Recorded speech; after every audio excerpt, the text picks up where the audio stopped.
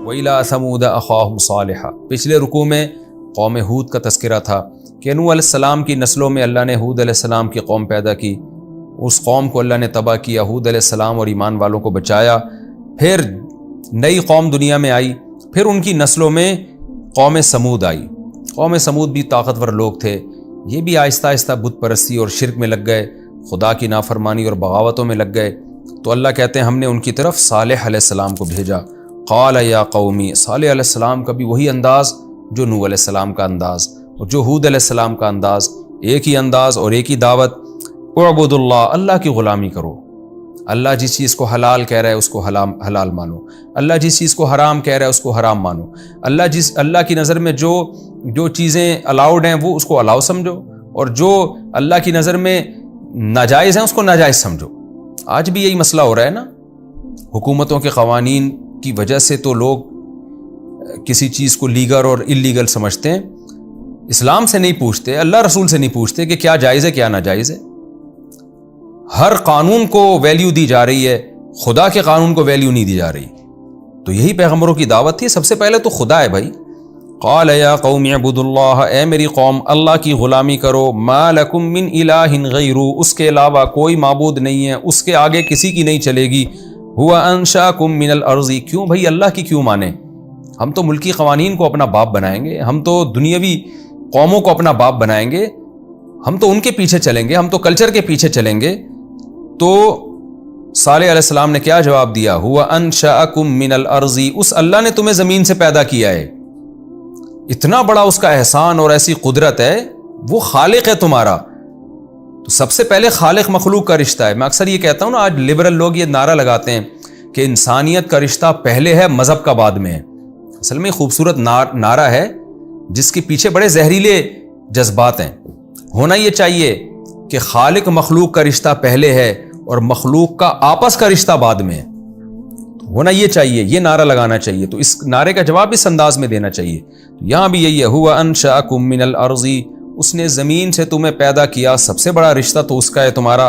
واستعمرکم فیہا، پیدا کر کے چھوڑ نہیں دیا بلکہ اس زمین میں تمہیں آباد کیا، وسائل دیے، اسباب دیے، جس سے آج زمین کو تم نے آباد کیا، تمہیں بھی زمین میں اس نے پھیلا دیا۔ فاستغفروہ، لہذا اس سے توبہ استغفار کرو۔ ہونا تو یہ چاہیے تھا تم سے جو گناہ ہوا فوراً عذاب آ جاتا، لیکن اللہ نے مجھے بھیجا ہی اس لیے کہ تمہیں ایک مہلت ملے، اور جو تم میں ایمان لانا چاہتے ہیں لے آئیں تاکہ عذاب سے بچ جائیں۔ لہذا میں تمہیں دعوت دے رہا ہوں، فاستغفروہ، اب تک جو جرم ہو چکے اس پہ اللہ سے توبہ استغفار کرو۔ ثم توبوا الیہ، پھر اسی کی طرف متوجہ رہو، آئندہ زندگی اسی کے حکام کے مطابق گزارو۔ کیوں؟ ان ربی قریب، بے شک میرا رب قریب بھی ہے، مجیب، تمہاری باتوں کا جواب بھی دے گا۔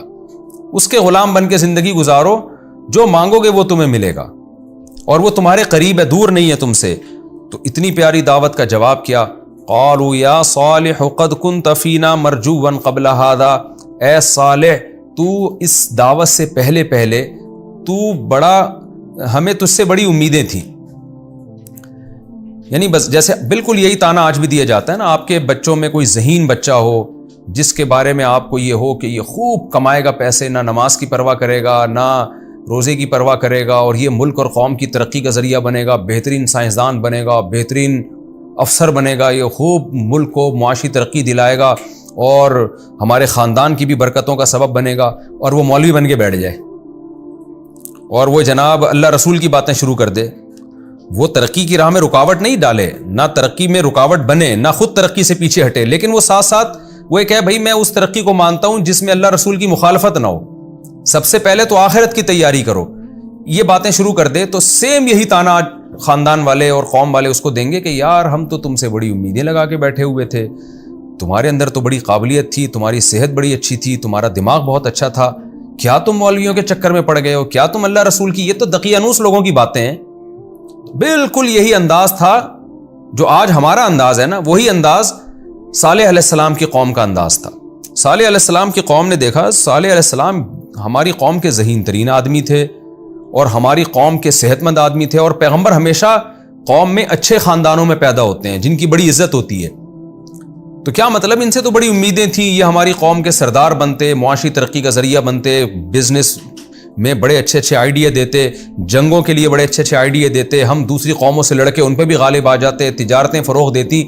تو اے صالح قد کنت فینا مرجوا قبل ھذا، اس سے پہلے تو ہمیں تجھ سے بڑی بڑی امیدیں قائم تھیں، تو کیا باتیں تو نے شروع کر دی ہیں کہ بتوں کو چھوڑ دو، اللہ کی عبادت کرو، جس چیز کو اللہ حلال کہے اس کو حلال سمجھو، جس سے روکے اس سے رک جاؤ۔ یہ کس طرح کی تو نے باتیں شروع کر دی ہیں؟ اور پھر آگے اعتراض کرنے لگے یہ تیری باتیں بھی کیسی عجیب ہیں، اتنہانا، کہ تو ہمیں روک رہا ہے، ان نعبد ما یعبد آباؤنا، کہ جن کی ہمارے باپ دادا اتباع کرتے تھے، عبادت کرتے تھے، ہم ان بتوں کو چھوڑ دیں۔ کیا مطلب تو ہمیں کلچر سے ہٹا رہا ہے؟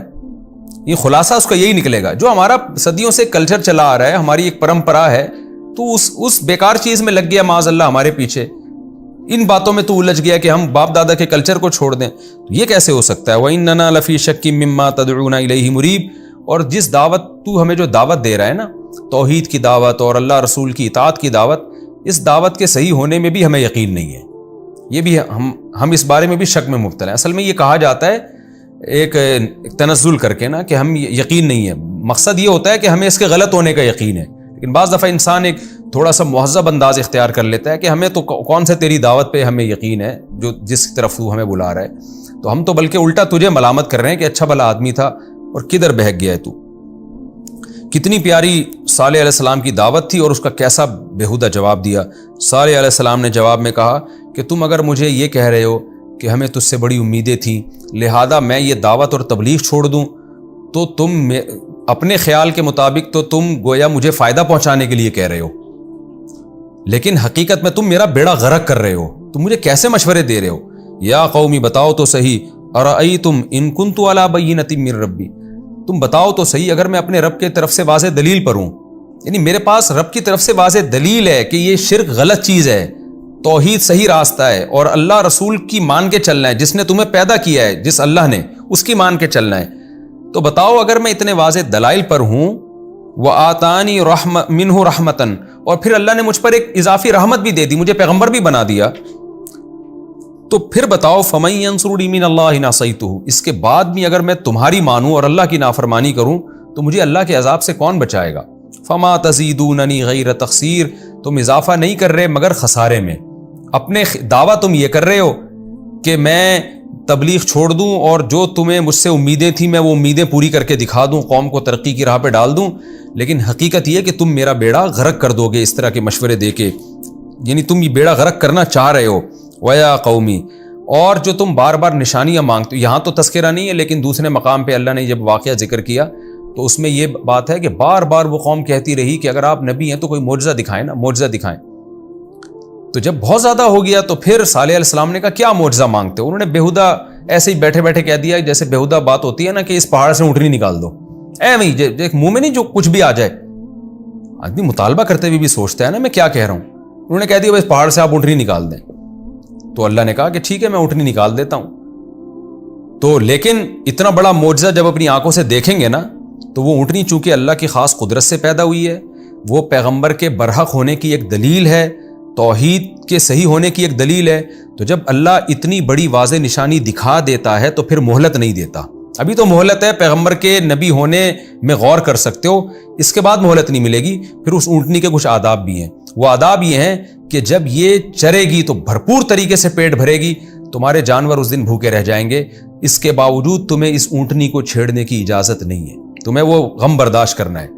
جس دن اس اونٹنی کی باری ہوگی کوئی گھاس نہیں، کوئی جانور گھاس نہیں کھائے گا، پھر جس دن یہ اونٹنی پانی پیے گی تو اس کی پانی کا دن متعین ہے، اس دن کوئی تمہارا جانور پانی پینے کے لیے نہیں آئے گا۔ وہ اونٹنی بھر بھر کے پانی پیتی تھی، پانی کم ہو جاتا تھا، یہ تو اللہ کی طرف سے آزمائش تھی نا کہ معجزہ چاہتے تھے نا تو ہم نے دکھا دیا نا، تو اب برداشت کرو۔ تو اب اگر برداشت نہیں کیا تو فوراً عذاب آئے گا۔ تو یہ اللہ کی عادت ہے، قرآن میں دوسرے مقام پر بھی ہے، وَمَا نُرْسِلُ بِالْآيَاتِ إِلَّا كَذَّبَ بِهَا الْأَوَّلُونَ، قرآن میں آتا ہے کہ ہم آیتیں جب بھی بھیجتے ہیں نا تو معجزے جب بڑے بڑے دکھا دیتے ہیں تو قومیں جھٹلا دیتی ہیں۔ وَمَا مَنَعَنَا أَن نُرْسِلَ بِالْآيَاتِ، ہمیں معجزے دکھانے سے روکا ہے اس چیز نے کہ ہم جب بھی معجزہ دکھاتے ہیں تو پھر ہم مہلت نہیں دیتے قوم کو، پھر فوراً عذاب دیتے ہیں۔ ابھی مہلت ملی ہوئی ہے، ابھی سوچنے کا ٹائم ہے تمہارے پاس، کوئی بہت بڑی نشانی دکھا دی پھر سوچنے کا ٹائم نہیں ہوگا۔ اس کی مثال ایسے جیسے حدیث میں آتا ہے کہ سورج جب مغرب سے نکلے گا نا نبی صلی اللہ علیہ وسلم نے فرمایا، قرآن میں بھی آتا ہے کہ اللہ بڑی نشانیاں دکھائے گا، تو ان نشانیوں میں حدیث میں آتا ہے، صحیح حدیث ہے کہ مغرب سے سورج نکلے گا، ایک وقت ایسا آئے گا کہ سورج مغرب سے نکلے گا اور اوپر تک جا کے دوبارہ مغرب میں غروب ہو جائے گا۔ تو یہ کیونکہ حدیث میں یہ پیش گوئی ہے، جب یہ دنیا میں پیش گوئی ظاہر ہوگی تو قرآن کہتا ہے اس معجزے کے ظاہر ہونے کے بعد پھر کوئی بھی شخص جو ایمان لے کر آئے گا اس کا ایمان اللہ قبول نہیں کریں گے، اور جو مسلمان گناہوں سے توبہ کرے گا اللہ اس مسلمان کی توبہ بھی قبول نہیں کرے گا۔ یہ قرآن میں اللہ نے لکھا ہوا ہے کہ جب کوئی ایک بڑی نشانی ظاہر ہو جائے گی نا تو پھر نہ گناہگار کی توبہ اللہ قبول کریں گے اور نہ کافر کا ایمان اللہ قبول کریں گے۔ وجہ کیا ہے کہ تم نے اپنی آنکھوں سے اسلام کا برحق ہونا اب تو دیکھ لیا نا، اب غور و فکر کا تو اب راستہ ہی بند ہو گیا، اب تو دیکھ لیا اپنی آنکھوں سے۔ تو حدیث میں آتا ہے کہ قرآن کی جو یہ آیت ہے کہ جب بڑی نشانی دیکھ لیں گے تو ایمان قبول نہیں ہوگا، اس سے مراد کیا ہے؟ حدیث سے پتہ چلتا ہے کہ سورج مغرب سے نکلے گا۔ تو یہی ہوا کہ اونٹنی اللہ نے پہاڑ سے نکال دی، تو پھر صالح علیہ السلام نے کیا کہا؟ وَيَا قَوْمِ هَٰذِهِ نَاقَةُ اللَّهِ، یہ اللہ کی اونٹنی ہے، لَكُمْ آیَةً، تمہارے لیے ایک نشانی ہے، فَذَرُوهَا، اسے اپنے حال پہ چھوڑ دو، تَأْكُلْ فِي أَرْضِ اللَّهِ، یہ اللہ کی زمین میں کھائے پیے، وَلَا تَمَسُّوهَا بِسُوءٍ، اور اب اسے تم نے برائی کے ساتھ نہیں چھونا، اس کو مارنا نہیں ہے، تم نے قتل نہیں کرنا، فَيَأْخُذَكُمْ عَذَابٌ أَلِيمٌ، قریب بہت قریبی عذاب آ جائے گا، پھر تو یقینی بات ہے کہ عذاب فوراً آئے گا تمہارے اوپر۔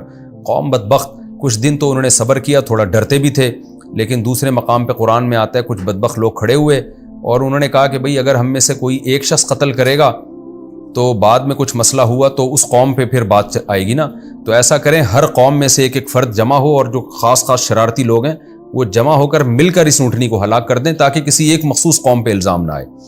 تو فَعَقَرُوهَا وَكَانَ فِي الْمَدِينَةِ 9 رَهْطٍ، قرآن میں آتے ہیں 9 فرد جو بڑے بدماش تھے قوموں کے وہ کھڑے ہوئے، انہوں نے یہ کام کیا۔ فَعَقَرُوهَا، اونٹنی کی ٹانگیں کاٹ ڈالیں۔ فَقَالَ، جب اونٹنی کو قتل کر دیا صالح علیہ السلام نے دیکھا کہ یہ تو بہت ہی بدبخت ہو گئے ہیں، تو صالح علیہ السلام نے اللہ کے حکم پہ ان کو کیا کہا؟ تَمَتَّعُوا فِي دَارِكُمْ 3 أَيَّامٍ، مزے اڑاؤ اپنے گھروں میں 3 دن تک تم مزے اڑاؤ۔ ذالک وعد غیر مکذوب، یہ ایک ایسا وعدہ ہے جس میں جھوٹ نہیں ہے، ظاہر اللہ کا وعدہ ہے، 100% سچا وعدہ ہے۔ تو 3 دن تک اللہ نے مہلت دی۔ اس میں کیا حکمت تھی؟ 2 حکمتیں ہو سکتی ہیں۔ ایک تو یہ کہ جب اللہ کسی کو عذاب دینا چاہتا ہے نا تو ہمیں قرآن و سنت سے پتہ چلتا ہے اللہ اس سے پہلے اس کو دنیا میں مزے اڑانے دیتے ہیں تاکہ حجت تمام ہو جائے کہ تھوڑے دن رہ گئے اب تھوڑا مزے اڑا لو۔ تو اللہ نے 3 دن اس لیے مہلت دی کہ ذرا رج کے دنیا کے مزے اڑا لو، کیونکہ اب اس کے بعد تمہیں زندگی میں قیامت تک، بلکہ قیامت کے بعد بھی کبھی بھی لطف اور مزہ جو ہے نا وہ تمہارے قریب سے بھی نہیں گزرے گا۔